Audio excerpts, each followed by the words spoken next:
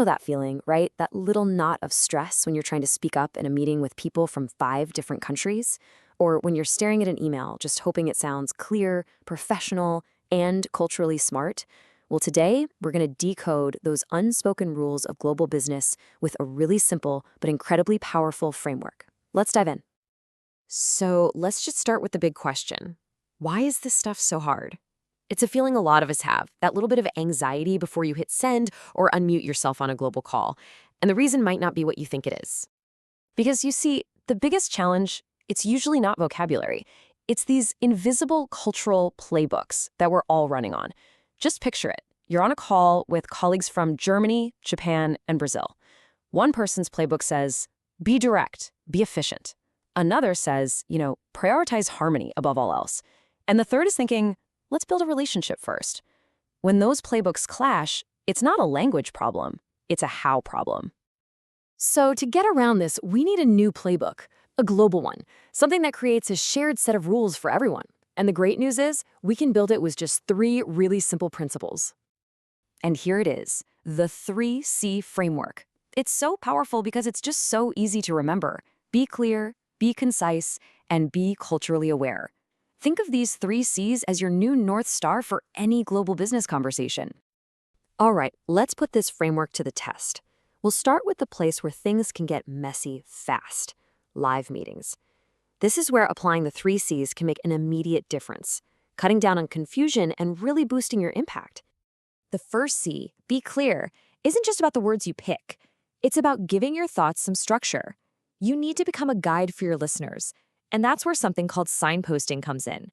You're basically putting up little verbal signs to show people the roadmap of what you're saying. I mean, just think about how simple but effective these phrases are. The moment you say, the main point I want to make is, you're telling everyone in the room, hey, listen up. This is the important part. It just makes what you're saying so much easier to follow. Now, part of being clear is also being smart about how you disagree. A blunt, that won't work, can just shut a conversation down in a lot of cultures. But look at the alternatives. I have some concerns. That opens a dialogue. What if we also considered? That shows you're a collaborator. You get your point across without starting a fight. Okay, on to our second C, be concise. We sometimes think that using more words makes us sound smarter, but in a global setting, it's actually the opposite. More words just create more chances for things to get lost in translation. Being concise respects everyone's time and their brainpower. All right, let's pivot from live meetings to that other source of daily stress, the business email. This is an area where the 3C framework can seriously save you time and prevent some major headaches. Your very first opportunity to be clear is right here, in the subject line. Just look at the difference. Update. Update on what? It tells me nothing. But that second option, it's a perfect little summary. Before I even open the email, I know the project, the topic, and that you need me to do something. And to be concise in your emails, you've got to use this amazing method, BLUF. It stands for bottom line up front. The idea is so simple. Put your main point or your request in the very first sentence. Don't make people dig for it. Here's a perfect example of BLUF. Boom. An opening sentence like this. The reader knows instantly why you emailed them and what you need. It just cuts out all the guesswork. And finally, let's bring in our third C, be culturally aware. This is where we learn that clarity is actually a form of kindness. Look, in some cultures, being indirect is seen as polite. But in global business, being vague is just confusing. Soon means one thing in London and a totally different thing in Tokyo.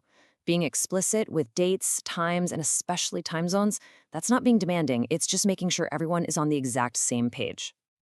So, we've gone through the framework. We've seen it in action. But how do you actually make this stuff a habit? Let's talk about building your own personal toolkit so these skills become second nature. Here is one simple but seriously powerful habit you can start today. Become a phrase collector. When you read a really clear email or you hear a colleague handle a tough conversation just perfectly, don't just admire it. Write down the exact phrase they used. In fact, you can start with this little toolkit right here. Keep these in a note on your phone or your computer. When you collect these phrases, you're not just learning words, you're learning the rhythm of clear, effective, professional communication. And let's end with this, because it's really, really important. This whole framework isn't about erasing your personality or making you sound like a robot.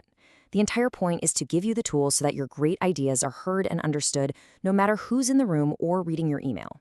So take this framework and go be understood.